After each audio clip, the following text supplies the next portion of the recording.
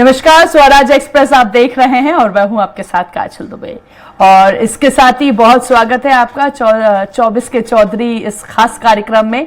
देश की 542 सीट पर लोकसभा चुनाव हो रहे हैं और ऐसे में देख पा रहे हैं हम कि जहां पर इंडिया के साथ ही साथ एनडीए की बढ़त भी कहीं ना कहीं बढ़ती हुई नजर आ रही है। और ऐसे में खास हो जाता है जब, और इसके साथ ही ज्यादा चर्चा करेंगे, हमारे साथ स्टूडियो में मौजूद है editor in chief Ashish ji के साथ ही अमित जी भी हमारे साथ स्टूडियो में मौजूद हैं। सबसे पहले अमित जी, मैं आपका रुख करना चाहूंगी। जिस तरह से हम रुझान देख रहे थे, जो रुझान आ रहे हैं, अब वो कहीं ना कहीं वो परिणाम में बदलते हुए नजर आ रहे हैं, कैसे देखते हैं? प्रतिक्रिया आपसे लेना चाहूंगी सबसे पहले। बिल्कुल, ये कहा जाए कि अब जो रुझान है परिणाम में बिल्कुल तब्दील हो रहे हैं, क्योंकि समय 4 बजे बज चुके हैं और करीब एक आध घंटे में बहुत अब सेटलमेंट की ओर जाएंगे। पूरे जो सीट्स हैं, रुझान है, परिणामों में तब्दील होंगे। और ये कहा जाए कि जो इस समय बढ़त चल रही है 295 सीट पे एनडीए और 228-30 सीट पर करीब जो है इंडी गठबंधन का चल रहा है। लगातार काफ़ी समय से इन रुझानों पे अटके हुए हैं, लेकिन ये एक परिणाम की ओर तब्दील जरूर होंगे। लेकिन इसमें देखने की बात यह है कि बीजेपी का जो एक फैक्टर है, बीजेपी 240, 41, 42 पर बिल्कुल काफ़ी लंबे समय से है, करीब घंटे भर से इन्हीं सीटों पर है, जो कि एक सबसे बड़ी बीजेपी के लिए, चूंकि बीजेपी का जो नारा था 370 सीटें करीब बीजेपी की होंगी और 400 पार के आंकड़े के पार पहुंचेंगे, लेकिन 240 पर अटकना बीजेपी के लिए एक ये कहा जाए कि बहुत बड़ी चिंता का विषय है। लेकिन उसके बाद जो अभी देखने को आ रहा है, आशीष जी अपन लगातार इसमें चर्चा कर रहे थे कि इसमें अभी सबसे पहले जो राहुल गांधी और खड़गे की प्रेस कॉन्फ्रेंस होनी है 5:30 बजे, लगता है रुझान रहेंगे, परिणाम भी पूरे नहीं आएंगे, लेकिन उसके पहले कांग्रेस जो है इसमें प्रेस कॉन्फ्रेंस करके बाजी मार रही। क्या कहेंगे आशीष जी? बिल्कुल सही बात है। कांग्रेस यहाँ भी माइंड गेम खेलने की कोशिश करेगी कांग्रेस। और फिर दूसरी बात है, कांग्रेस का एक बड़ा प्रदर्शन है, एक किस्म की उनका जो अलायंस है या उनकी चीज़ें, उनकी जो पूरी मैकेनिज्म है, उसकी वापसी हुई है इस चुनाव में। तो वो चाहेंगे कि वो उस पर पहले अपनी कोई बात रखें, ताकि इससे जो राजनीति जो हम देख रहे हैं आगे होने वाली है, कुछ उठापटक होने वाला है, कुछ दल बदल या निष्ठा परिवर्तन जो होने वाले हैं, जो हो सकते हैं, अगर ये परिणाम आगे ही स्थायी होते हैं, यही परिणाम सेट होते हैं आखिरी में, तो वो जो परिवर्तन सियासी उठापटक होने वाली हैं, उसके मद्देनज़र कांग्रेस की जो ये अभी प्रेस कॉन्फ्रेंस है, मीडिया से बात है, वो औपचारिक धन्यवाद वगैरह की अलावा भी बहुत महत्वपूर्ण है। और वो हो सकता है, मुझे ये भी लगता है कि इस दौरान में भी कांग्रेस या उनके जो रणनीतिकार हैं, वो अपने जो भावी जो ताना बाना है सरकार का, उसको बनाने या उसकी संभावनाओं को टटोलने में लगे हुए होंगे। तो इसलिए भी ये जो बात कहेंगे वो मुझे लगता है कि अगले 3-4 दिन जो उठापटक चलने वाली है या जोड़ तोड़ चलने वाली है, उस लिहाज से बहुत महत्वपूर्ण होगी। बिल्कुल, आपने ठीक कहा। लेकिन इसमें सबसे बड़ी बात यह है कि जो एनडीए गठबंधन है, उसको इतनी सीटें मिल रही हैं कि वो लगातार जो एक सरकार बनाने की बात है, तीसरी बार प्रधानमंत्री के रूप में मोदी कब शपथ लेंगे, इसको लेकर चर्चा कब होगी, 7 बजे वो अपना किस तरह से अपना रोड मैप रखते हैं कि आगे वो कैसे काम करेंगे। क्योंकि 7 बजे जब प्रधानमंत्री बीजेपी दफ्तर पहुंचेंगे और उसके बाद जो अपना पूरा रोड मैप रखते हैं, और उसके बाद कई चीज़ें सामने आएंगी। एक और बात अभी सामने आ रही है कि लगातार अब कुछ दिन तक एक प्रकार से जो बैठकों का दौर चलेगा। कल जो है इंडी गठबंधन के नेताओं की कल शाम को बैठक है, जितने भी गठबंधन के लोग हैं या जो पहले थे कुछ अलग हो गए थे, सबको टटोलने की कोशिश करेंगे, कौन फिर से वापस आएगा नहीं आएगा। इसको लेकर बात यह है कि लगातार 10 साल तक एक जो कहा जाए कि भरोसे की सरकार, या ये कहा जाए कि एक मजबूत सरकार के रूप में बीजेपी ने काम किया है, लेकिन अब गठबंधन की सरकार के रूप में यदि आगे चलाना पड़ेगा तो बहुत सारी चीजें ऐसी बदलाव देखने को मिलेगा, जो खास तौर से जो बीजेपी को कितना पसंद आता नहीं आता है, ये देखने वाली बात होगी। आशीष जी, बिल्कुल सही है कि अगर बाहर से समर्थन ज़्यादा जरूरी होगा तो बाहर के लोगों की बातें भी ज़्यादा माननी पड़ेंगी। कांग्रेस और इस बीच बड़ी खबर आपको बता रहे हैं कि अभी नीतीश शाम 5:30 बजे राहुल खड़गे करेंगे मुलाकात। ऐसे बताते आपको रुझानों में एनडीए को पूर्ण बहुमत मिलती हुई नजर आ रही है। अभी नीतीश कुमार नायडू से बात नहीं करेंगे, ऐसा पवार का कहना है, लेकिन शाम 5:30 बजे राहुल खड़गे। कल दिल्ली में बैठक होगी। शरद पवार रुझान में एनडीए के साथ ही चलिए ठीक है, बिल्कुल अमित जी बात पूरी कीजिए। जैसे कि हम परिणाम पर भी डिस्कशन कर रहे थे, अगर हम वही बात करें मध्य प्रदेश और छत्तीसगढ़ की, आशीष जी से मैं चर्चा करना चाहूंगी कि मध्य प्रदेश में बीजेपी कह रही थी 29 की 29 सीटें, और कहीं ना कहीं हम रुझान जिस तरह से देख रहे हैं परिणाम में भी तब्दील होते हुए नजर आ रहे हैं। 29 की 29 सीट पर बीजेपी की बढ़त नजर आ रही है। छत्तीसगढ़ में भी आखिर कांग्रेस से ऐसी क्या चूक होती हुई नजर आई कि एक भी सीट कांग्रेस की, जो छिंदवाड़ा सीट थी, वो भी कांग्रेस को हासिल नहीं हो पाई?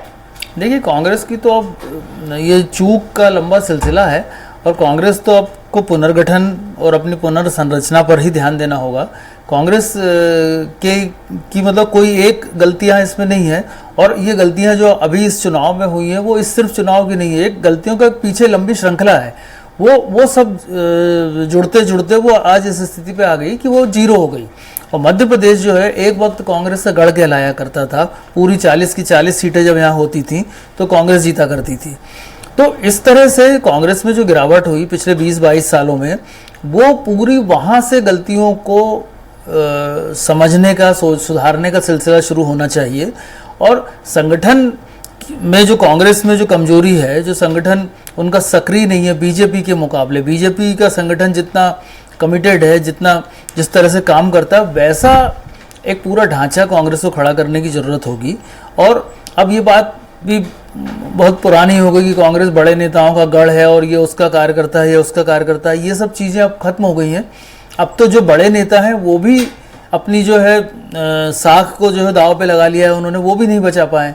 तो ये कांग्रेस में अब जो है 40 साल 45 साल के बाद के जो नेता हैं, 40 से 60 साल के बीच के, यही अब अगले 15-20 साल कांग्रेस के नए खवैया होंगे। बिल्कुल तो, आशीष जी, लेकिन इस एक बात और है कि इसमें आज जिस तरह से प्रेस कॉन्फ्रेंस खड़गे और राहुल गांधी की होने वाली है, पार्टी के राष्ट्रीय अध्यक्ष हैं कांग्रेस के, लेकिन जो उसमें एक कहा जाए कि वरिष्ठ और युवाओं का एक समन्वय तरीके से उन्होंने आगे बढ़ाया है, वो देखने के उन्होंने एक प्रकार से प्रूव करके दिखाया है। वो उन्होंने प्रूव करके दिखाया है कि किस तरह से जो कांग्रेस की सीटें थी, पहले 44 सीटें थी, 52 सीटें थी, फिर आके और इतनी सीटें हो गई। तो लगातार ये है कि आगे आने वाले समय में उनको एक जो मनोबल बढ़ा है, जो एक भरोसा आया है, या जनता ने भी कम से कम भरोसा दिखाया है, इसको देखने के ये भी कहा जा सकता है। बिल्कुल अमित जी, हमारे साथ सहयोगी ग्वालियर से विनोद शर्मा जी जुड़ चुके हैं। अब विनोद का रुख करना चाहेंगे, कुछ प्रश्न हो आपके मन में तो आप भी उठा सकते हैं। बिल्कुल विनोद, क्या फिलहाल की स्थिति नजर आ रही है ग्वालियर की? देखिए, ग्वालियर संबंध से बात में भी स्थिति पूरे मध्य प्रदेश की तरह है।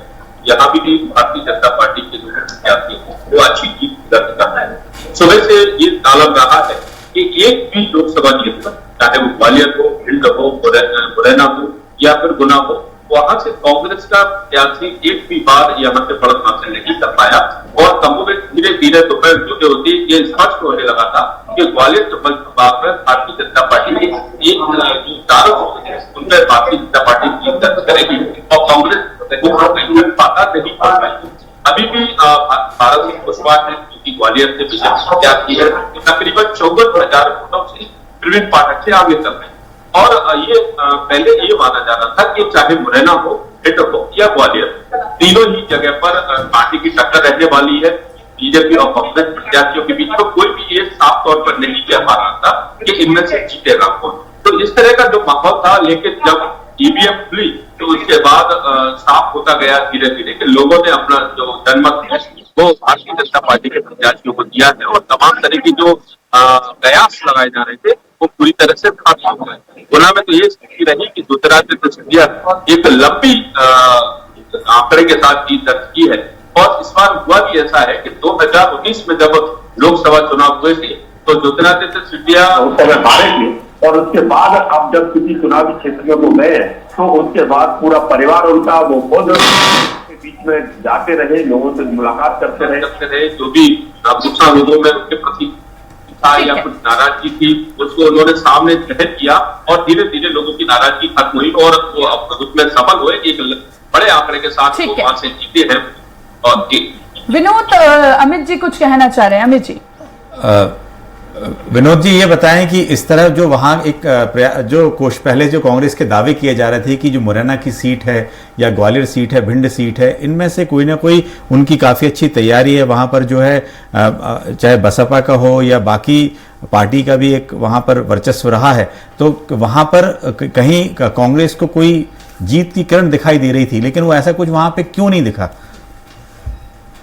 हाँ देखिए, जो भी जीत की किरण थी, एक कारण ये भी रहा कि कांग्रेस के बागी जो रहे वो बसपा के टिकट लेकर आ गए। ग्वालियर में जहां कंसाना ने कांग्रेस छोड़कर तत्काल बसपा से टिकट ले लिया, भिंड में जो जिस तरह से बसपा से जो टिकट लिया वो भी कांग्रेस छोड़ के गए थे देवाशीष, और मुरैना में भी बसपा में जो टिकट लिया वो भी कांग्रेस छोड़ के गए थे। तो जो नुकसान हुआ है, जो बसपा के प्रत्याशियों ने टिकट लेकर बसपा से चुनाव लड़ा, कांग्रेस के जो बागी रहे और उन्होंने जो भी वोट हासिल किए वो कहीं ना कहीं कांग्रेस को उससे लॉस हुआ। लेकिन सबसे बड़ा जो नुकसान हुआ, क्योंकि मुरैना में माना जा रहा था कि सतपाल सिंह सिकरवार जो कि सतीश सिकरवार के छोटे भाई है, वो निश्चित तौर पर मुरैना से अपनी सीट निकालेंगे। चिमंगल तोमर को लेकर लोगों में नाराजगी थी, हमने भी देखा और लगातार ये देखने को मिल रहा था। लेकिन रामनिवास रावत ने कांग्रेस छोड़ी, उसके बाद सबसे ज्यादा जो नुकसान हुआ है वो मुरैना जिले के सूपुर और विजयपुर से कांग्रेस को झेलना पड़ा। रामनिवास रावत की जो समर्थक थे, रावत के समाज के जो लोग थे, उन्होंने कांग्रेस को वोट नहीं दिया, भारतीय जनता पार्टी को उन्होंने वोट दिया और इसका कारण ये रहा कि बीजेपी के जो प्रत्याशी है वो जीत की ओर अग्रसर है। बिल्कुल, इसमें बिल्कुल विनोद जी, इसमें ये देखने में आया कि जो वोटिंग परसेंटेज भी काफी कम था, भिंड मुरैना का और ग्वालियर का वोटिंग परसेंटेज भी उतना नहीं बढ़ा था, लेकिन ये माना जा रहा था कि कहीं त्रिकोणीय संघर्ष में कांग्रेस को फायदा हो सकता है। तो ये माना जाए कि क्या सिर्फ और सिर्फ जो मोदी मैजिक का एक जो सहारा था, मोदी का जो एक नाम था, उसको ही भुनाने में, या जनता ने उसी को ही सिर्फ माना है? हाँ बिल्कुल, देखिए मोदी के चेहरे पर तो वोट मिले ही है, साथ ही राम मंदिर भी एक बड़ा मुद्दा रहा है और लोगों ने उसको लेकर भी वोटिंग की है।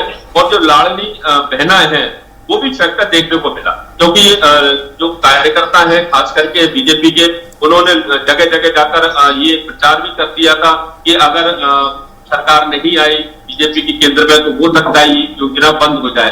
तो जो बहुत सारी ऐसी जो महिलाएं हैं जिनको इस बारे में बहुत ज्यादा ज्ञान नहीं था और वो इस बात को लेकर रही कि चूंकि हर माह उनके खाते में पैसे आ रहे हैं, तो ये भी एक कहीं ना कहीं पूरा फैक्टर साफ तौर पर देखने को मिला कि जब वोट देने की बारी आई तो उनको लगा कि हर महीने जब पैसा मिलता है तो बीजेपी को साथ ही महिलाओं में ये भी देखने को मिलता है कि एक धार्मिक प्रवृत्ति की महिलाएं होती है, राम मंदिर के मुद्दे को लेकर भी वोट दिया और आम लोगों ने भी मोदी का चेहरा और राम मंदिर को देखकर ही वोट दिया। यहाँ अन्य मुद्दे बिल्कुल नजर जी विनोद जी, लेकिन एक बात जो आपने बात कही कि जितने भी राउंड हुए, हर राउंड में बीजेपी ही आगे रही, ये एक बहुत ही ये बात ये है कि कहीं कोई ऐसी बात नहीं थी कि कोई जो सोच रहा था कि कांग्रेस पार्टी वहां पर जो विचार कर रहे थे कि वहां पर आ सकती है, एक राउंड में भी कांग्रेस आगे नहीं रही। बहुत बहुत शुक्रिया आपका, बिल्कुल नजर बनाए रखिए। आखिर यदि परिणाम तब्दील में हो जाए उसके आगे क्या होता है वो जरूर आप बताते रहिए। तो आशीष जी, आपने देखा कि किस तरह से जो उम्मीद थी सबसे ज्यादा कि ग्वालियर चंबल के इलाके में यदि कोई सीट मिलती, क्योंकि कांग्रेस के बड़े नेता भी वहां पर काउंटिंग के दौरान भी वहां पहुंच गए थे। और इस वक्त बड़ी खबर उत्तर प्रदेश से, जहां पर कन्नौज से आपको बता रहे अखिलेश यादव की जीत कहीं ना कहीं सुनिश्चित होती हुई नजर आ रही है। अमेठी से स्मृति ईरानी, डिंपल यादव जीत की ओर आगे बढ़ती हुई नजर आ रही है। राहुल गांधी रायबरेली से जीत की ओर आगे बढ़ते हुए नजर आ रहे हैं। कन्नौज से अखिलेश यादव जीत की ओर लगातार बढ़ते हुए नजर आ रहे हैं। अयोध्या से बीजेपी उम्मीदवार कहीं ना कहीं पीछे होते हुए नजर आ रहे हैं और वहीं अमेठी से स्मृति ईरानी पीछे होती हुई नजर आ रही है। चलिए रुक करूंगी मैं आशीष जी का, और आशीष जी, कहीं ना कहीं बदलाव की उम्मीद उत्तर प्रदेश में नजर आ रही है। हाँ, बदलाव तो दिख रहा है क्योंकि वहाँ पे समाजवादी पार्टी ने बहुत बड़ा अच्छा प्रदर्शन कर लिया है। और बदलाव इसलिए भी है कि जो उत्तर प्रदेश में 80 सीटें हैं, वो जो सीटें वहाँ ज़्यादा जीतता है वो माना जाता है कि दिल्ली की जो रास्ता है वहाँ से ज़्यादा आसान हो जाता है। तो बीजेपी ने पिछली बार 62 सीटें जीती थी, इस बार वो बहुत पीछे रह गई है। तो ये जो बीजेपी को जो कठिनाई हो रही है वहाँ पर नंबर पूरे करने में, उसकी बड़ी वजह ही उत्तर प्रदेश है। यदि उत्तर प्रदेश में उसका प्रदर्शन अच्छा होता तो शायद ये स्थितियां बिल्कुल भी नहीं बनती। तो अब जो समाजवादी पार्टी ने वहां पर जो गेम प्ले किया है, समाजवादी पार्टी के साथ कांग्रेस ने जो किया है, तो वो जो पूरा उन दोनों का जो गठबंधन है वो बहुत प्रभावशाली रहा है। और ये बहुत समय बाद ऐसा हुआ है कि इन दोनों के कई प्रयोग पहले नाकाम हुए तो इस बार वो पूरी तरह से कामयाब हुए हैं। तो इसका पूरे समाजवादी पार्टी की जीत का श्रेय भी कहीं ना कहीं कांग्रेस को जाता है और कांग्रेस की जीत का श्रेय भी समाजवादी पार्टी को जाता है। दोनों के वोटर्स ने, दोनों के जो कार्यकर्ताओं ने बहुत डेडिकेशन से इसमें काम किया है, इसमें ऐसा नजर आ रहा है। चलिए ठीक है, बिल्कुल आप बने रहिए। एक छोटा से ब्रेक की और रुक करेंगे, आगे आपसे वापस चर्चा करेंगे। आप भी बने रहिए, खबरों का सिलसिला लगातार जारी है। रुकते छोटे से ब्रेक के लिए फौरन हाजिर होंगे।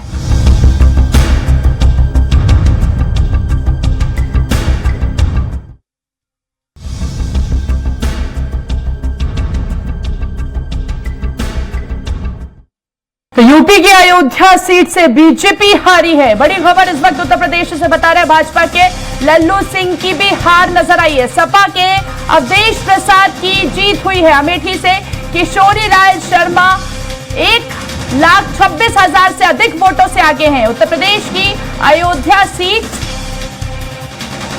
से बीजेपी की हार नजर आई है। भाजपा के लल्लू सिंह, सपा के अवधेश प्रसाद की जीत हुई है। यहां पर लखीमपुर खीरी से केंद्रीय गृह राज्य मंत्री के साथ स्मृति ईरानी, महेंद्र नाथ पांडे और विदिशा से शिवराज सिंह चौहान 8,20,000 से अधिक वोटों से जीते हैं।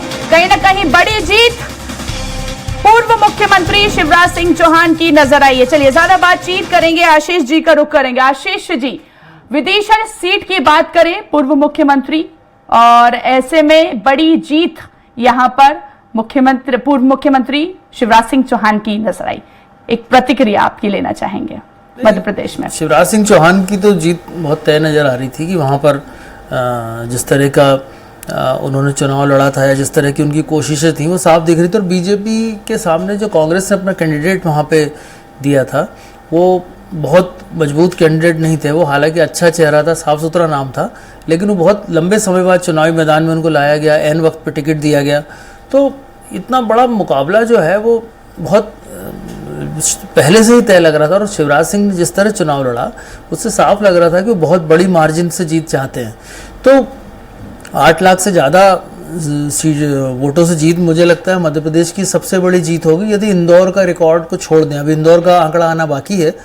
निश्चित तौर पे इंदौर का प्रत्याशी मुझे लगता है इससे ज़्यादा सीट वोटों से जीतेगा भाजपा का, लेकिन चूंकि इंदौर में भाजपा के सामने कैंडिडेट ही नहीं था तो इसलिए विदिशा की जीत जो है वो ज़्यादा बड़ी जीत मुझे लगता है मानी जाएगी। बिल्कुल आशीष जी, अमेठी की अगर हम बात करें तो स्मृति ईरानी भी हार के पीछे हारती हुई नजर आई। ऐसे में कहीं ना कहीं हमने देखा था पिछले दिनों अपने बयानों में भी सुर्खियों में थी, राहुल गांधी को उन्होंने खुली चुनौती दी थी अमेठी से चुनाव लड़ने के लिए। तो ऐसे में उनको खुद ही हार का सामना करना पड़ा। नहीं देखिए, वो जब ये चुनाव जब पूरा नॉमिनेशन हो गए थे तभी से लगने लगा था कि स्मृति ईरानी को किशोरी लाल वर्मा ही बहुत बड़ी शर्मा जो है बड़ी चुनौती दे देंगे। और इसकी बहुत सारी वजह भी थी क्योंकि अमेठी और रायबरेली कुछ ऐसे क्षेत्र हैं जो गांधी फैमिली का एक बड़ा कंफर्ट जोन कहलाता है वो। तो एक आध बार मतदाता ने जैसे पिछली बार राहुल गांधी को हराया तो राहुल गांधी बहुत बड़े अंतर से नहीं हारे थे, 50-60 हज़ार वोट से ही वो हारे थे। लेकिन इस बार मुझे लगता है कि थोड़ा सा कांग्रेस ने ज़्यादा स्मार्ट खेल खेला है कि उन्होंने अपने एक पुराने विश्वस्त आदमी से स्मृति ईरानी को लड़ाया। यदि राहुल गांधी वहाँ से चुनाव लड़ते तो निश्चित तौर पे वहाँ चुनाव में फंस जाते, वो सारी जगह इतना फ्री होकर घूम नहीं सकते थे। और वो चुनाव जो है फिर वही चुनाव 2019 की याद दिलाता, मुकाबला इस तरह से हो जाता कि पूरी फिर बीजेपी की मशीनरी जो है उसमें इन्वॉल्व होती। तो ये एक अच्छा मूव रहा कांग्रेस का। और स्मृति ईरानी के साथ वैसे भी लोगों को शिकायतें उभर रही थी कि वो पूरा समय नहीं देती हैं, बहुत सारी चीज़ें उनके साथ हुई थी, उनके बयान भी बहुत जो है कभी कभी बहुत सख्त हो जाते थे। तो जो इलाका किसी एक परिवार का कंफर्ट जोन रहा या उनके प्रति ज़्यादा लॉयल रहा हो, वहाँ पर स्मृति ईरानी को चुनाव जीतने के बाद मुझे लगता है बहुत तरीकों से उस क्षेत्र को अपना बनाना था। तो ये 5 साल में अगर उनकी ये हार हुई है, सिर्फ एक बार में ही एक टर्म उनको वहाँ मिल पाया, तो उसमें निश्चित तौर पर उनकी कमियां होंगी जो अमेठी के लोगों को बुरी लगी होंगी। और अमेठी के लोगों ने एक तरह से अगर उनकी मानसिकता से कहें, अमेठी के लोगों की मानसिकता से, तो उन्होंने एक भूल सुधार कर लिया वहाँ। ठीक है, बिल्कुल। बीजेपी की बात करें तो इन दिनों हमने देखा कि राम मुद्दा गूंजता हुआ नजर आया। वापस रुक करूंगी। मध्य प्रदेश में बीजेपी ने 3 सीटें जीती हैं। इंदौर में बीजेपी प्रत्याशी शंकर ललवानी कई वोटों से आगे हैं। विदिशा से शिवराज सिंह चौहान 8,20,000 के वोट से जीतते हुए नजर आए। टीकमगढ़ में बीजेपी प्रत्याशी वीरेंद्र कुमार, गुना से ज्योतिरादित्य सिंधिया भी 5 लाख से अधिक वोटों से आगे चलते हुए नजर आ रहे हैं। तो मध्य प्रदेश में बीजेपी ने 3 सीटें जीती हैं। इंदौर से बीजेपी प्रत्याशी शंकर ललवानी आगे बढ़ते हुए नजर आए। विदिशा से शिवराज सिंह चौहान और इसके साथ ही टीकमगढ़ से बीजेपी प्रत्याशी वीरेंद्र कुमार खट्टिक की बढ़त होती हुई नजर आई। गुना से ज्योतिरादित्य सिंधिया 5 लाख से अधिक वोटों से आगे चलते हुए नजर आए। आशीष जी का रुख करूंगी मैं। आशीष जी, गुना की बात करें, ज्योतिरादित्य सिंधिया 5 लाख से अधिक वोट से बढ़ते हुए नजर आ रहे हैं और कहीं ना कहीं ये निर्णायक बढ़त नजर आ रही है बीजेपी की। 5,38,000 वोट से लगभग जीत गए हैं। और लेकिन ये जो बड़ी जीत है, इसमें हमने देखा अभी इंदौर का जो शंकर ललवानी की जो जीत है, वो 12,75,000 वोटों से वो जीते हैं। तो ये मध्य प्रदेश की सबसे बड़ी जीत है और मुझे लगता है देश की सबसे बड़ी भी जीत होगी। लेकिन ये जीत को हम एक तरफा ही जीत कहेंगे, क्योंकि सामने उनके कांग्रेस का कोई कैंडिडेट ही नहीं था। तो ये एक तरफा जीत है। और उसके बाद जो है बड़ी जीत, जैसे शिवराज सिंह चौहान 8 लाख वोट से ज़्यादा से जीते हैं, सिंधिया का नाम आएगा जो 5,38,000 वोटों से जीत रहे हैं। तो ये 2-3 बड़ी सीटें हैं और ये बड़ा निर्णय जो अभी सामने आए हैं।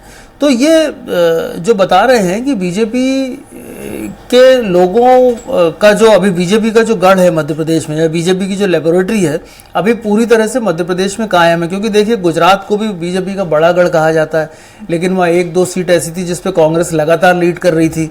तो जो पूरी सीटें गुजरात की पिछली बार बीजेपी जीती थी, इस बार वो जीतने की स्थिति में नहीं दिख रही। शायद लगता है 1 या 2 सीट वो लूज कर देंगे। तो ऐसी स्थिति में जब सब जगह थोड़ा थोड़ा बीजेपी को नुकसान हुआ है, वहाँ पर मध्य प्रदेश को में पिछले से बेहतर प्रदर्शन कर देना एक बड़ी बात है संगठन के लिहाज से। तो बीजेपी के संगठन को इसलिए जो है मुझे लगता है कि हाईकमान से और सबसे पूरे नंबर मिल जाएंगे। बिल्कुल, हम अयोध्या पे जिक्र कर रहे थे और कहीं ना कहीं हमने देखा कि बीजेपी ने राम मुद्दा, जो राम मंदिर का मुद्दा था, वो उठाया। लेकिन वहीं अयोध्या से बीजेपी उम्मीदवार जो हैं वो अभी पीछे चलते हुए नजर आ रहे हैं। ठीक है, वो बीजेपी के उम्मीदवार शायद वहाँ हार गए हैं और उनका डिक्लेयर होना शायद बाकी। वहां से सपा समाजवादी पार्टी की बढ़त नजर आई, जीत चुकी है वो समाजवादी पार्टी जीती। पहले भी 1-2 बार ऐसा हुआ है कि वहां पे बीजेपी के कैंडिडेट को हारना पड़ा है। लेकिन देखिए, ये थोड़ा सा आश्चर्यजनक हो सकता है, क्योंकि बीजेपी जिस तरह के प्रयोग इस चुनाव में कर रही थी, राम मंदिर निर्माण का श्रेय भी उन्होंने लिया था, राम मंदिर बनाया था, उसकी एक लहर भी पैदा करने की कोशिश की थी। काफ़ी हद तक बीजेपी ने चुनाव के पहले तक तो लहर पैदा कर भी ली थी। तो उस वक्त में उसी जगह पे जहाँ पर उन्होंने मंदिर बनाया, एक लंबे संघर्ष के बाद ये सारी चीज़ें वहाँ हल हो पाई, वहाँ पर बीजेपी की हार बीजेपी को इस मोड़ पर आकर, जो उसकी 10 साल की सत्ता की यात्रा है, उसके बाद इस मोड़ पर आकर कुछ देर रुक के सोचने को विवश करेगी। बीजेपी को इसको सोचना होगा कि मंदिर ही नहीं मंदिर ही नहीं, देश भर में बहुत सारे मुद्दे ऐसे हैं जिन पर काम करने की जरूरत है और जिन पर मतदाता जिन्हें लेके ज़्यादा चिंतित है। चलिए, ठीक है, बिल्कुल। तो आगे बढ़ेंगे। मध्य प्रदेश की सभी सीटों पर जीत हासिल कर बीजेपी ने क्लीन स्वीप किया है और सबसे कठिन सीट छिंदवाड़ा के चुनाव प्रभारी रहे नगरीय प्रशासन मंत्री कैलाश विजयवर्गीय ने क्लीन स्वीप को लेकर कहा कि ये प्रधानमंत्री नरेंद्र मोदी का जादू, गृह मंत्री अमित शाह की रणनीति और कार्यकर्ताओं की मेहनत है। विजयवर्गीय से खास बातचीत की हमारे संवाददाता विकास सिंह सोलंकी ने। लोकसभा चुनाव को लेकर परिणाम जो है सामने हो रहे, तीसरी बार भी जो है एनडीए की सरकार बनती हुई नजर आ रही है। सर, एनडीए एक बार फिर तीसरी बार सरकार बना रहा है, किस तरह से देखते हैं? 400 पार का जो है नारा दिया गया था, लेकिन कहीं ना कहीं एनडीए की जो सीटें हैं वो काफी कमी दिखी जा रही है। देखिए, अब हम देखेंगे, इसके ऊपर समीक्षा करेंगे। पर मध्य प्रदेश में हम 29 की 29 सीट जीते हैं और हमें प्रसन्नता है कि हमने छिंदवाड़ा जैसी कठिन सीट भी आम चुनाव में जीती है। सर महाराष्ट्र और उत्तर प्रदेश से काफी ही कहीं ना कहीं सीटें ज्यादा जीतने की बात कही जा रही थी, लेकिन उत्तर प्रदेश और महाराष्ट्र के अंदर जो एनडीए गठबंधन है उसको काफी ही कम सीटें मिल रही है, किस तरह से देखते हैं? हाँ, मुझे लगता है कि हमने जो सोचा था उससे कम सीट है, पर अभी कुछ भी कमेंट्स करना जल्दबाजी होगा। पूरा पर्याप्त समय मिलेगा, उसके बाद हम लोग देखेंगे और उसके बाद जरूर चर्चा करेंगे मीडिया से भी कि हमारी कम सीटें मिलने का कारण क्या है। मध्य प्रदेश के अंदर क्लीन स्वीप जो है आप की 29 की 29 सीटें दिख रही हो, खासकर छिंदवाड़ा जैसी सीट, छिंदवाड़ा में प्रथम चरण के चुनाव थे, काफी लंबे समय तक वहां पर रहे थे आप, लगातार जो है संघर्ष भी करते हुए वहां पर नजर आए थे। किस तरह से छिंदवाड़ा की और मध्य प्रदेश की 29 सीटों की जीत दर्ज की आपने? ये मोदी जी के नेतृत्व का कमाल है, हमारे अमित शाह जी की रणनीति है, नड्डा जी की संगठन क्षमता है। हमारे बहुत कम पीरियड में जिस प्रकार मोहन यादव जी ने अपनी नेतृत्व क्षमता को मध्य प्रदेश में बताया, उसका असर है। वीडी जी ने जिस प्रकार संगठन की रचना की, उसका असर है। और सबसे बड़ी बात है कार्यकर्ताओं की मेहनत। कार्यकर्ताओं ने बहुत मेहनत की और देश की जनता चाहती थी, मध्य प्रदेश की जनता चाहती थी कि मोदी जी तीसरी बार शपथ लें।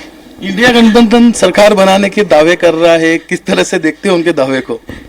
अब वो हमेशा ही कुछ न कुछ करते रहते हैं, पर सरकार हम ही बनाएंगे और हम सब सुनेंगे। देश के प्रधानमंत्री को शपथ लेते हुए देखेंगे कि मैं नरेंद्र दामोदर दास मोदी शपथ ले रहा हूँ, ईश्वर की हम सब सुनेंगे। निश्चित रूप से यह था हमारे साथ कैलाश विजयवर्गीय जी, उनका यही कहना है कि तीसरी बार भी जो है प्रधानमंत्री नरेंद्र मोदी जी शपथ लेंगे और कहीं ना कहीं एनडीए की सरकार बनेगी। कैमरा पर्सन दीपक रोशन के साथ विकास सिंह सोलंकी, इंदौर।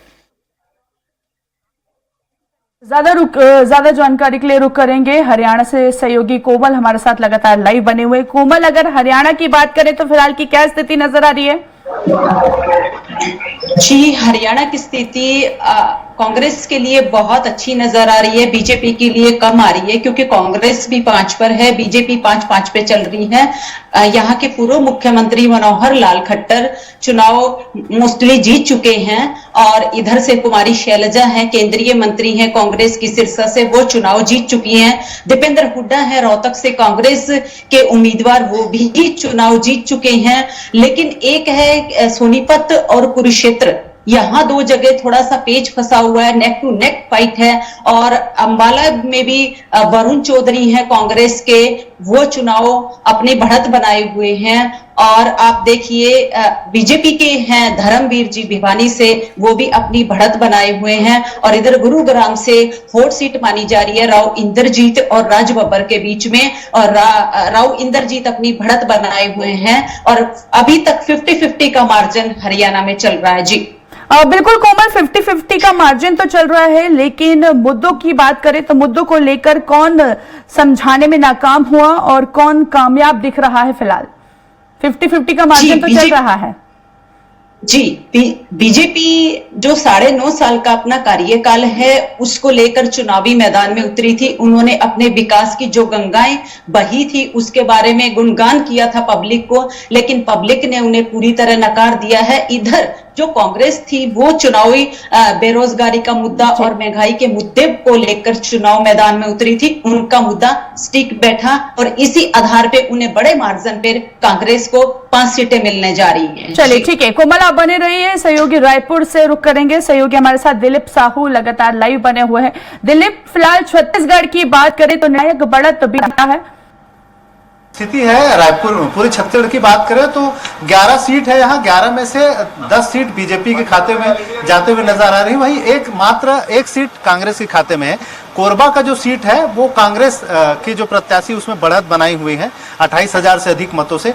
वही बाकी सीटों पे बात करें, हालांकि एक मार्जिनल जो दिख रहा है वो कांकेर की सीट पे है, जिसमें जीत हार का अंतर भी महज 4,000 साढ़े 4,000 के आसपास है। बाकी जो सीटें हैं लगभग सभी 9 सीटों पे एक तरह से बीजेपी पूर्ण रूप से बहुमत की ओर, निर्णायक बढ़त की ओर नजर आ रही है। उसके लेकर बीजेपी के जो नेता है, जो युवा नेता है हमारे साथ हैं, इनमें खासा उत्साह, इनसे भी जानेंगे। अमित जी, कैसा लग रहा है जो आप लोग उम्मीद किए थे? हालांकि 11 सीट जीतने की उम्मीद कर रहे थे, इस बार 10-1 से संतुष्ट करना पड़ेगा। लेकिन निश्चित रूप से अभी परिणाम आना बाकी है और 24,000 का कुछ मार्जिन एक सीट पर है, लेकिन हमें उम्मीद करते हैं कि अभी 4-5 राउंड की गिनती भी और बाकी है।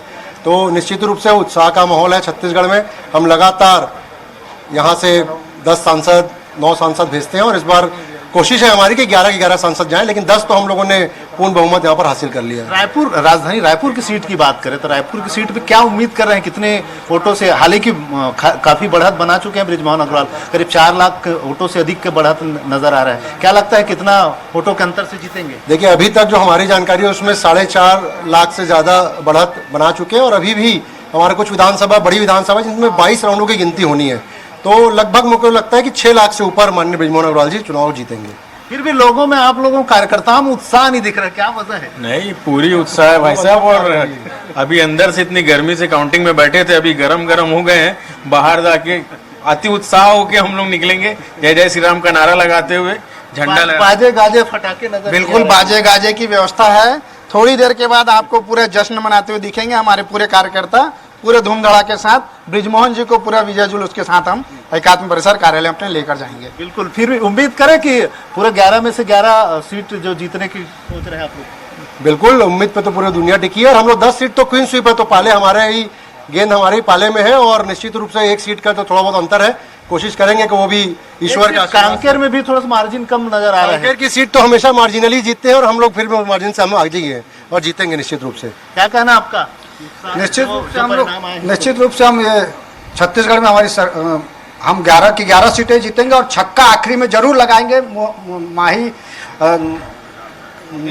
क्या वजह रही? क्या मोदी की गारंटी काम कर गई? मोदी के चेहरे पे ही चुनाव लड़े थे? निश्चित रूप से भारतीय जनता पार्टी का संगठन अगर बात करें तो छत्तीसगढ़ में बहुत बड़ा संगठन और लंबे समय से काम करता है। मोदी जी की गारंटी और विष्णुदेव साय जी का सुशासन यहाँ पर है, तो दोनों के मिलाकर कार्यकर्ताओं की पूरी ताकत, जनता का आशीर्वाद हमेशा भारतीय जनता पार्टी को विजय की तरफ लेकर जाता है। बिल्कुल। तो देख सकते हैं काजल, भाजपा के जो युवा कार्यकर्ता हैं इनका साफ तौर पर कहना है कि जो मोदी जी की गारंटी और विष्णु जी की सुशासन के नाम पर जो कैंपेनिंग हुआ है पूरे छत्तीसगढ़ में, उसका कहीं ना कहीं असर देखने को मिल रहा है और उसका फायदा बीजेपी को मिल रही है। हालांकि उम्मीद ये कर रहे थे कि 11 में से 11 सीटें क्लीन स्वीप करने की बात कही जा रही थी, लेकिन 1 सीट कांग्रेस के खाते में जाते हुए नजर आ रही है और निश्चित तौर पर। चलिए ठीक है आशीष जी, बिल्कुल बिल्कुल। विनोद आपका, दिलीप आपका रुख करूंगी मैं, वापस आशीष जी का रुख करूंगी मैं। आशीष जी देखिए, जैसे कि कोरबा के पास 1 सीट पहुंच चुकी है, कोरबा से कांग्रेस प्रत्याशी आगे चल रहे हैं और जो बाकी की 10 सीट है उस पे बीजेपी की बढ़त नजर आ रही है। इस कोरबा सीट की बात करें तो कोरबा से लोकसभा प्रत्याशी ज्योत्सना महंत है। आखिर कोरबा की जनता ने किन मुद्दों को लेकर वोट दिया होगा? जो है वो वहाँ कांग्रेस के वरिष्ठ नेता जो हैं चरणदास महंत की पत्नी हैं और वो पहले भी चुनाव जीत चुकी हैं, तो वो अभी सिटिंग एमपी हैं और वहाँ पे, और ये उनका चुनाव जीतना इस मायने में थोड़ा सा मुझे लगता है कि कुछ ऐसे बयान बीच में आए थे चुनाव के पहले जो प्रधानमंत्री को लक्ष्य करके कहे गए थे और उसके बाद प्रधानमंत्री ने वहां जाके दौरे भी किए थे, बहुत सारे सभाएं की थी, तो ऐसा लग रहा था कि बीजेपी उस सीट को कांग्रेस से छीनना चाहती है। तो काफ़ी प्रयास के बावजूद भी यदि वो उस सीट पर ज्योत्सना महंत जीत रही है या जीत गई हैं, तो इसका मतलब है कि स्थानीय लोगों का भरोसा जो है वो जीतने में कामयाब रही, उसके बाद ही वो चुनाव जीत पाई। तो स्थानीय नेताओं बिल्कुल आशीष जी, मैं वापस रुक करूंगी। मध्य प्रदेश में भाजपा 5 सीटों से आगे चल रही, विदिशा से शिवराज सिंह चौहान, इसके साथ ही खजुराहो सीट पर बीजेपी प्रत्याशी वीडी शर्मा की जीत हुई है। टीकमगढ़ से बीजेपी प्रत्याशी वीरेंद्र कुमार खटिक की जीत हुई है। मध्य प्रदेश में भाजपा 5 सीटों पर जीती है और इसके साथ ही बड़ी खबर 24 पर आगे है। विदिशा से शिवराज सिंह चौहान 8 लाख से ज्यादा वोटों से जीते हैं। खजुराहो सीट पर बीजेपी प्रत्याशी वीडी शर्मा की जीत भी पक्की नजर आई। टीकमगढ़ से बीजेपी प्रत्याशी के साथ ही मध्य प्रदेश में भाजपा 5 सीटों पर जीतती हुई नजर आई है। जी आशीष जी, बात पूरी कीजिए अपनी। जैसे हम कोरबा की बात कर रहे थे छत्तीसगढ़ की, तो जो ज्योत्सना महंत है और उनके पति हैं, वो स्थानीय लोगों पर जो उनकी पकड़ है या स्थानीय लोगों से के साथ उनका जो रिश्ता है या जो भरोसा है वो इस चुनाव में टूट नहीं पाया। इस वजह से बीजेपी उस चीज़ को उस सीट को हासिल नहीं कर पाई। तो छत्तीसगढ़ में यही एक सीट है, हालांकि वहाँ भूपेश बघेल भी थे जो चीफ मिनिस्टर रहे हैं, वो चुनाव लड़े हैं, लेकिन ये जो परिणाम है, इतने सब दिग्गज हारने के बावजूद एक सीट जीतना, तो ये इस बात को बताता है कि जो कांग्रेस के नेता हैं, यदि वो अपनी जड़ों से जुड़े हुए हैं या उनको चुनाव को ठीक से वो मैनेज कर रहे हैं, तो मुश्किल नहीं है इस चुनाव को जीतना। और ऐसे समय में कि जबकि देश में कई जगहों पर बीजेपी के पैर उखड़ गए हैं, तो ऐसी स्थिति में छत्तीसगढ़ में जो बड़े चेहरों का हार जाना, ये सोचने का विषय है कांग्रेस के लिए। चलिए ठीक है, कोमल आपका रुख करना चाहूंगी मैं।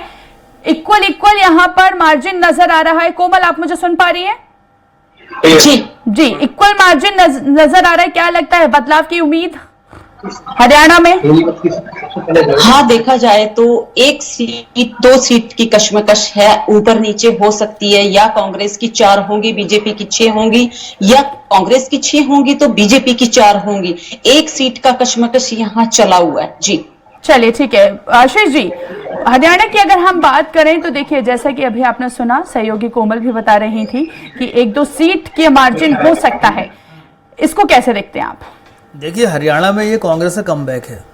कांग्रेस ने पिछले चुनाव में काफ़ी नुकसान उठाया, लोकसभा में भी, विधानसभा चुनाव में भी, दोनों में।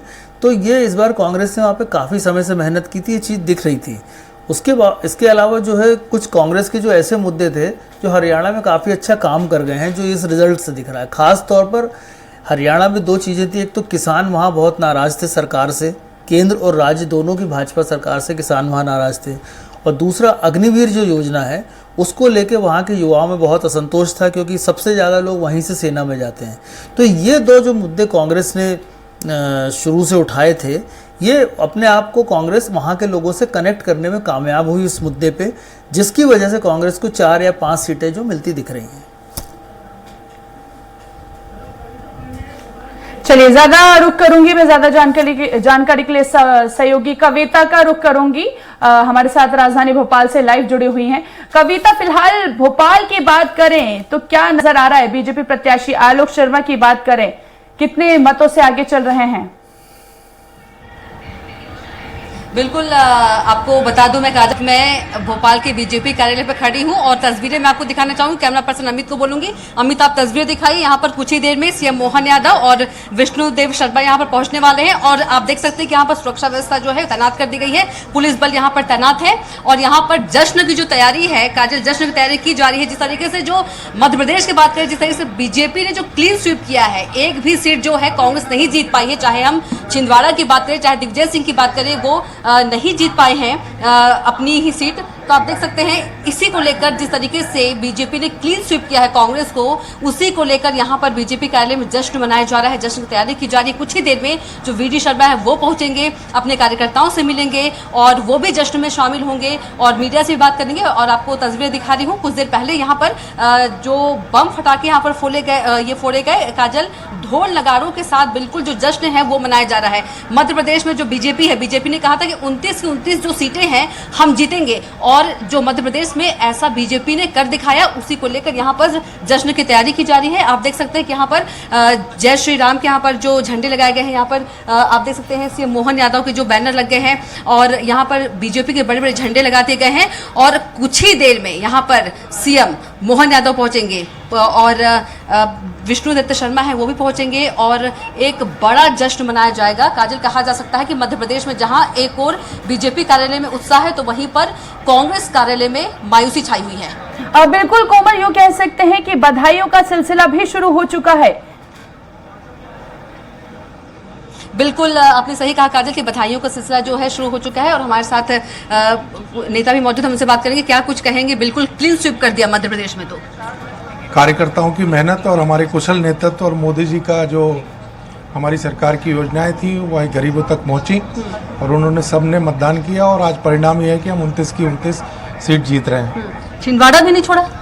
क्यों छोड़ेंगे, राजनीति करते हैं तो सब जीतना है। कितना उत्साह, 29 के 29। हाँ, मतलब पहले से तय था, एकदम जुट गए थे कि नहीं 29 को 29 लेना है। ईवीएम हैक कर ली पूरी मध्य प्रदेश की। तो देखिए खुद से ही, हालांकि वो मजाक में कहा, कई बार जो कांग्रेस के बड़े नेता है काजल और दिग्विजय सिंह है वो कहते हुए नजर आते हैं कि ईवीएम में गड़बड़ी कर देती बीजेपी, और हंसते हुए मजाक वाले अंदाज में कहा कि ईवीएम हैक कर लिया हमने। और काफी उत्साह नजर आ रहा है क्योंकि 29 की 29 सीटें, एक भी सीट जो है बीजेपी ने कांग्रेस के लिए नहीं छोड़ा, एक भी सीट, और इसी को लेकर उत्साह मनाया जा रहा है। आप देख सकते हैं कि बड़ी संख्या में यहाँ पर देखिए जो पुलिस बल है वो मौजूद है और यहाँ पर जो है यहाँ पर जश्न मनाया जाएगा। जाएगा। बड़ी संख्या में जो है कार्यकर्ता पहुंचेंगे, कुछ ही देर में बस कार्यकर्ता पहुंचेंगे। और सुरक्षा व्यवस्था की बात कर लेते हैं, कुछ ही देर में सीएम मोहन यादव पहुंचने वाले हैं। क्या कुछ ही देर में सीएम मोहन यादव पहुंचने वाले, क्या कुछ सुरक्षा व्यवस्था को लेकर जो तैयारी की गई है? सुरक्षा व्यवस्था हमारी चाक चौबंद है और जैसा कि आप देख रहे हैं यहाँ काफ़ी भीड़ भाड़ लगी हुई है और सभी अधिकारी व्यवस्था में लगे हुए हैं, तो हम लोग पूरी तरह तैयार हैं। तो देखिए यहाँ पर सीएम मोहन यादव पहुंचने वाले हैं और सुरक्षा व्यवस्था चाक चौबंद है। जो पुलिस बल है पूरी तरीके से जो काजल वो तैयार है और बस इंतजार है कि सीएम मोहन यादव यहाँ पर पहुंचे और कार्यकर्ता जो है अपनी जीत का, जो कि सालों से मेहनत कर रहे थे 29 सीट को लेकर कि मध्य प्रदेश पूरा जीतना है। कई बार जो बड़े बड़े नेता आते थे वो मंत्र देके जाते थे कि जीतना है और आखिर वो दिन आ गया, परिणाम। और जो कांग्रेस है बिल्कुल। चलिए ठीक है, बहुत बहुत शुक्रिया कविता हम तक जानकारी पहुंचाने के लिए। तो देखिए जीत का जश्न यहां पर मध्य प्रदेश में मनाना शुरू हो चुका है। बीजेपी का वादा 29 की 29 सीटें हमारे पाले में आएंगी और इसके साथ ही स्टूडियो में हमारे साथ मौजूद हैं आशीष जी, उनका रुख करना चाहूंगी मैं। आशीष जी, प्रदेश कार्यालय की तस्वीरें आपने भी देखी, किस तरह से देखिए जीत का जश्न मनाना भी शुरू कर दिया है बीजेपी के तमाम कार्यकर्ताओं ने। नहीं, अब बीजेपी के लिए तो ये मौका है और बनता भी है जश्न उनके लिए, तो ये तो लाजमी है कि वहाँ जश्न बनना चाहिए। और मैं इसको यूं भी देखूंगा कि देखिए बीजेपी ने जैसा भी जीता अपने कार्यकर्ताओं का ऑर्डर, अपने लक्ष्य जो भी हासिल किए, लेकिन ये मुख्यमंत्री मोहन यादव के लिए एक बहुत बड़ी उपलब्धि है। इसलिए क्योंकि वो उन्हें अभी जब वो मुख्यमंत्री बने तो अनपेक्षित चेहरा थे, अचानक वो मुख्यमंत्री बने। मुख्यमंत्री बनने के बाद थोड़े दिन काम करने के बाद लोकसभा चुनाव में जुट गए, तो ये उनकी प्रतिष्ठा का प्रश्न था। उन्हें एक जातिगत समीकरण के आधार पर भी मुख्यमंत्री का पद मिला। उनका उपयोग जो है बीजेपी ने बिहार, उत्तर प्रदेश, झारखंड जैसे राज्यों में किया जहां ओबीसी वर्ग की बड़ी आबादी है। तो वो बीजेपी के लिए एक बड़ा चेहरा बनने की जो प्रक्रिया होती है, जो शुरू होती है, उस पर मोहन यादव ने जो है एक अपना कदम रख दिया है। और 29 सीटें जीतना जो है, इसके पहले भी मुख्यमंत्री थे, उनके कार्यकाल में भी हुआ और उसके पहले भी बीजेपी का दौर रहा। लेकिन ये जो उपलब्धि है, पूरा क्लीन स्वीप जो है, ये मोहन यादव ने एक नई चीज जोड़ी है। तो ये उनकी जो कहना चाहिए हाईकमान की नज़रों में, पार्टी की नज़रों में जो उनकी सीआर होती है, वो इस 29-0 से बहुत मजबूत होगी। चलिए ठीक है, बिल्कुल आप बने रहिए, आपसे आगे बातचीत करेंगे, रुक करेंगे छोटे से ब्रेक का, फौरन हाजिर होंगे।